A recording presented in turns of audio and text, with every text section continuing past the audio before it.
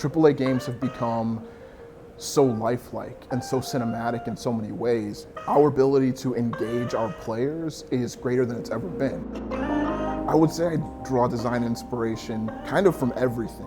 So I have a very non-traditional background and journey to the games industry.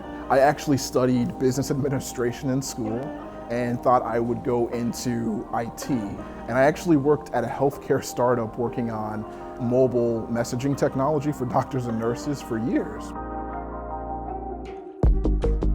I was a gamer at heart, and I always had an itch to create and produce video games. So in my free time, I downloaded Unity, which is a free game engine that anybody can try, took some cheap online lessons, started producing my own indie games, and that's what got Sledgehammer's attention and pulled me out here. In layman's terms, a UX designer, UX is for user experience. Our domain is the UI, so we work on designing menus, HUDs, any screen or text that the player will interact with. UX is the entire user experience. So we're thinking about how we want the player to feel from moment to moment. So I'm constantly looking at other video games as sources of inspiration, but I'm also constantly inspired by cinema because there are so many times that they will bring in new ways of communicating information, either through visuals or audio, to control your emotional experience. And we want to start taking those things and kind of making them a part of UX as well. So we don't want to just be stuck with putting text on screens or putting health meters above objects. Instead, we want to use animation, audio, sound effects, things like that to really communicate what's going on to the player.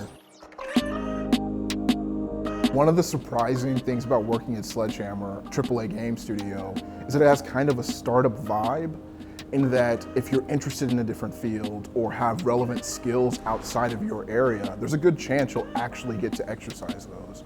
So for instance, I have a background in audio engineering, and you may not think there's a big connection between UI and audio, but as we're developing the UI, hearing those audio cues, letting the player know if they're going forward or backward, things like that are enhanced by audio.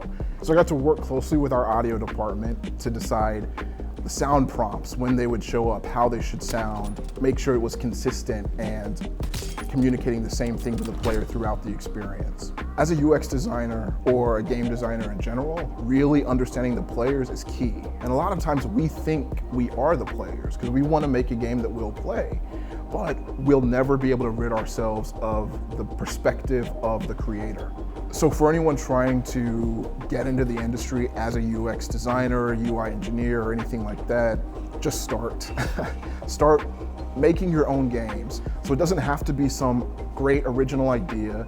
It doesn't have to be an indie project that you think is going to make you famous and successful. It can really just be personal training, and it will pay off. The industry is always hungry for fresh people who are self-starters.